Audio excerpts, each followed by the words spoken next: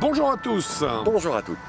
Mon cher Quentin, bonjour. Mon cher Franck, enchanté. Aujourd'hui, c'est un test particulier que nous vous proposons, puisque en fait, il s'agit d'un club qui est de nouveau modèle F2C, Voilà. upgrade. Driving Iron. Un driving iron, cette fois-ci, un fer d'engagement, pour lequel nous avons déjà eu quelques petites sensations à froid sur les premières balles frappées, et également du premier data Et du premier data. à froid.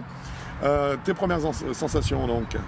Pour moi, c'est un club qui veut beaucoup parler et qui est apparemment facile à jouer. Très facile à jouer. J'attends de voir la suite parce que là, je suis impatient de le faire parler et il demande que ça. Donc, Voilà. C'est très bon signe. Donc on va aller explorer ça sur le parcours et puis ensuite on vous livre le détail de notre ressenti dans les secondes et dans les minutes qui viennent. À tout de suite.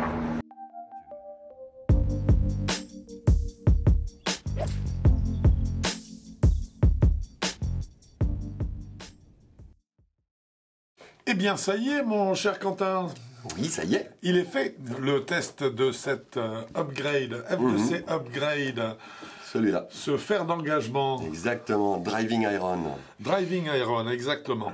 Alors, d'abord, on est très content, il faut le dire, d'avoir un nouveau produit dans la gamme F2C upgrade. Bah oui, le deuxième. Qui s'enrichit, c'est le second. On est aussi très content, en fait, du succès qu'a eu son prédécesseur, le driver de la série 500.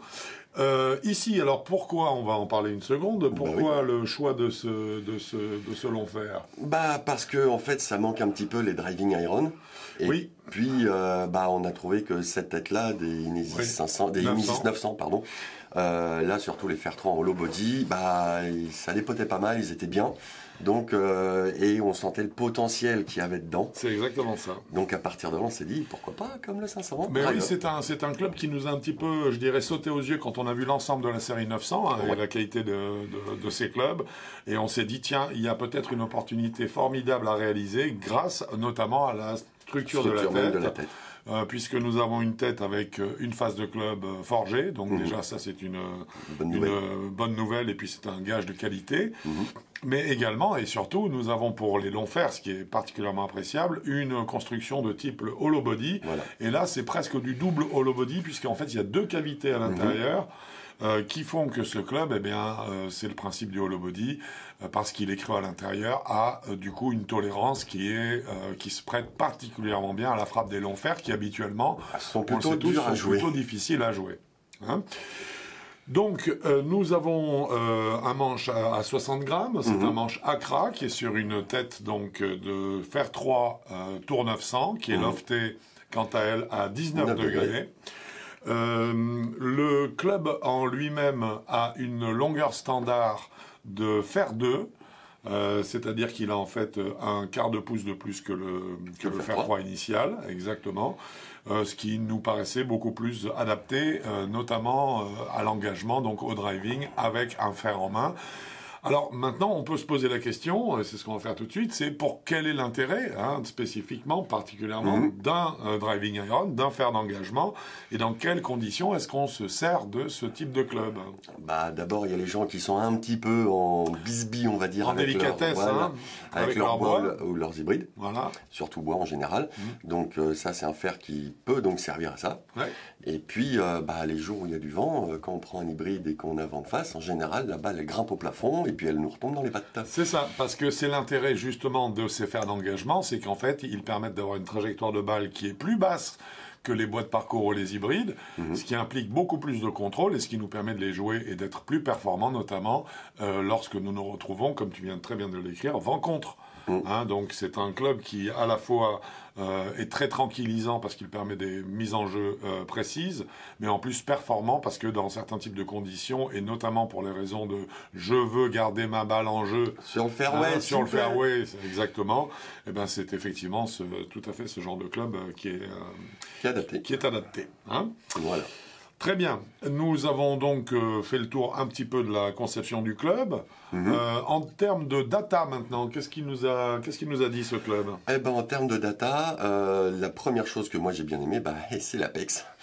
Ah ben voilà, puisqu'en fait, on arrive à un apex qui est de l'ordre de 25 mètres, au lieu des 30 habituels, 29, 30 habituels que l'on peut obtenir exactement avec un hybride ou un bois de parcours. Voire même les hybrides, en général, ça peut être un peu plus. Ça peut être un peu plus, c'est un bois de parcours, ça sera ça, de toute façon, qu'il s'agisse d'un bois 5 ou d'un bois 7, on est toujours dans cette norme-là.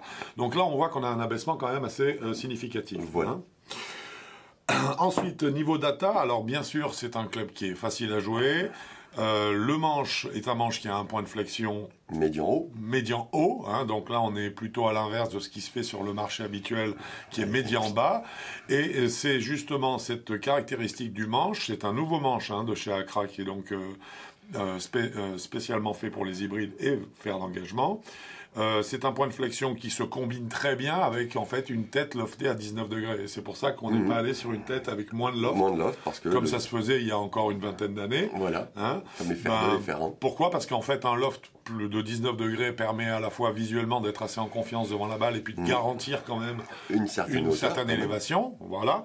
Mais combiné avec un point de flexion suffisamment bien placé sur le manche, et là je pense que nous avons trouvé exactement ce qu'il nous fallait, ça nous donne un mélange qui est très explosif, de performance et de contrôle de coût. Hein, Data, je te laisse poursuivre. Après, on va passer au Smash Factor, direct. Exactement. On était à 1,44, je crois, au max. C'est exactement ça, mais plusieurs fois. Plusieurs fois, pas difficile. Très facilement. Et puis moi, ce que j'ai adoré surtout, c'est que même si on décentre un peu la balle, il n'y a pas de descente en puissance de la distance. Non. Ça descend un petit peu, forcément, mais c'est pas pénalisant à fond. Donc, personnellement, ça me plaît beaucoup aussi. Oui, alors, et je pense, tu as dû le ressentir, que la stabilité, qui est déjà naturellement importante de la tête de club, est très bien servi avec ces manches qui sont très stables aussi, qui stabilisent l'ensemble et qui donnent vraiment l'impression qu'on sait toujours, où se trouve la canne. Et deux, comment qu'on va choper la balle quand il arrive. C'est exactement ça. On va pas avoir d'effet whippy, de perte de contrôle en fait. Voilà. Donc c'est un club qui est particulièrement rassurant à ce niveau-là. En termes de distance, ce Smash Factor de 1,44, il s'est traduit, je dirais, assez logiquement par des bonnes distances. Alors, monsieur s'est permis de flirter avec du 200 mètres sur des coups de fer 3, donc. Oui, mais il faisait un peu frais, un peu humide. Il faisait humide. Parce que je dois t'avouer que je l'ai joué à la Manga au mois de novembre, le premier prototype. Ouais. Je l'ai joué et moi j'ai tapé les 209 mètres avec, ce qui ne m'était pas arrivé depuis, alors là... un certain temps. Un très long moment, oui. D'accord, donc si je veux flirter avec les 230, moi il faut que j'aille à la Manga, voilà, tu vas à la Manga, tu te flirtes.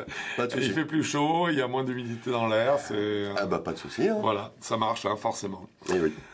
Donc effectivement, un club très stable, très rassurant, en fait, très agréable à frapper. Justement, mon cher Quentin, tu vas nous parler des sensations. Je voudrais d'abord parler du backspin. Alors vas-y, c'est intéressant. Parce qu'on a trouvé une chose très intéressante au niveau du backspin, c'est que le backspin est un peu différent sur un tee. Il y a 2000 tours de plus, mais sinon, en moyenne, on était aux environs de 4000 tours minutes quand on tapait sur le tapis. Et sur le tee, on montait à 6000 à peu près. C'est ça. Mais ce qui est parfaitement logique, puisque la balle n'est pas prise tout à fait au même endroit. Oui, absolument. Donc, mais par contre, c'était d'une constance absolue. Ça donnait une très grande régularité dans la trajectoire dans l'enchaînement des coups et dans les trajectoires de balles en fait. Ah bah oui.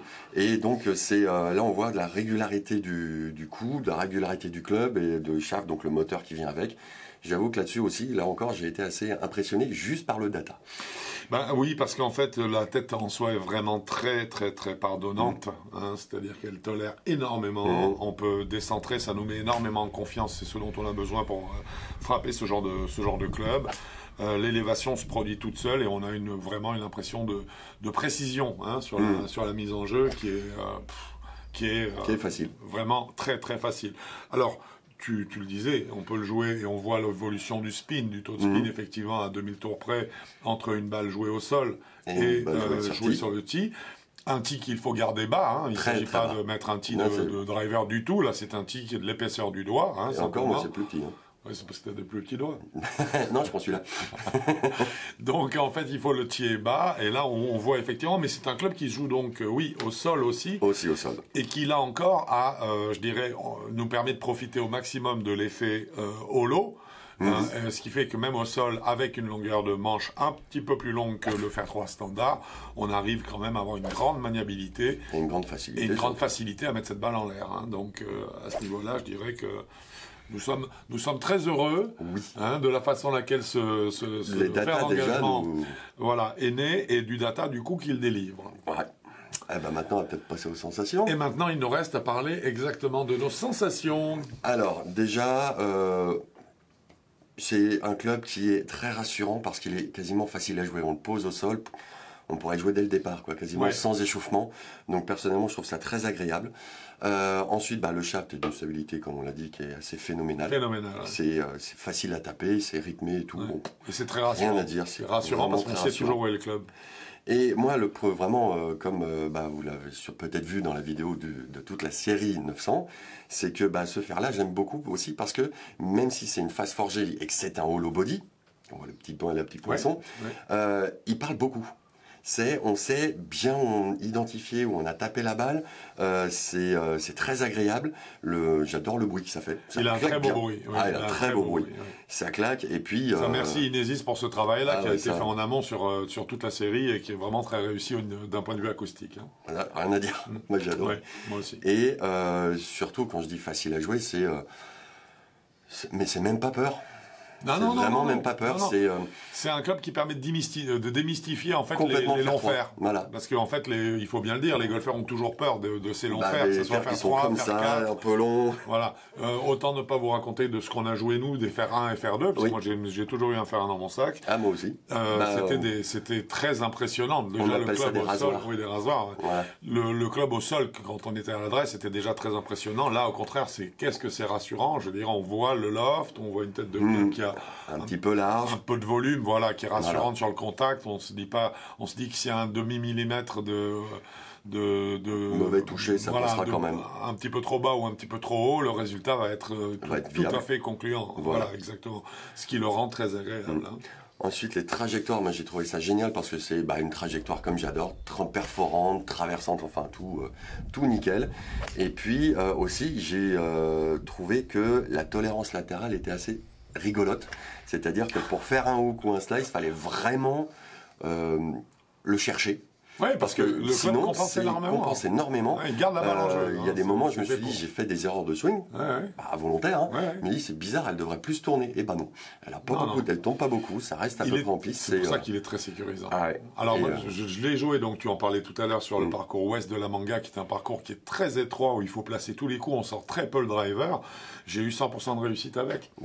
Parce qu'il y a vraiment, on décide de l'endroit où on la met, le club est tellement rassurant, on a un guidage de balle parfait, on a une traversée de balle très agréable sans l'impression que le shaft vienne se tordre dans un sens ou dans un autre. C'est vraiment très réussi.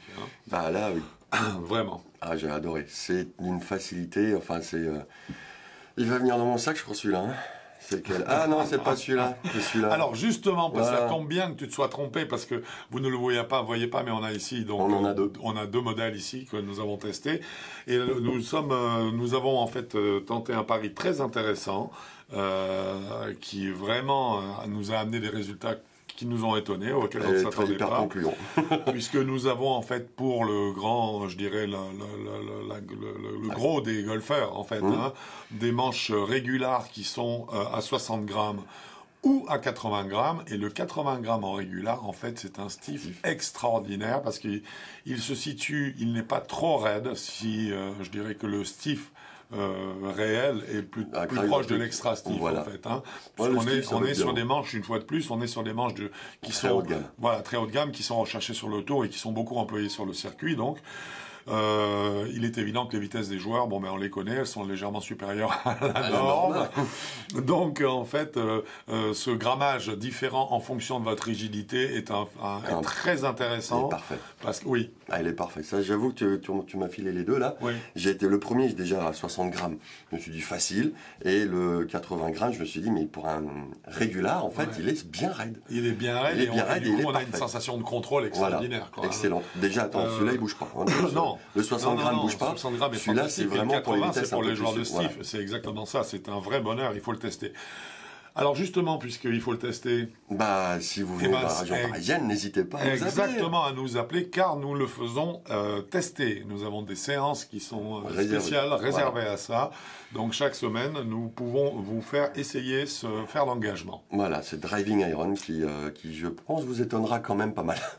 Alors, il est évident que nous n'allons pas donner de notes à ce club-là, puisque déjà la série 900 a été testée et notée sur Avigolf. Donc, ça, c'est maison. Donc, voilà, il s'agit de vous reporter à la fiche technique pour avoir en tout cas toutes les précisions concernant la tête de club. Par contre, pour le reste, on peut parler de nos sensations. C'est ce que nous avons fait. Oui. Hein. Par ailleurs, donc, le club est disponible droitier-gaucher. C'est un élément qui est important. Exactement. C'est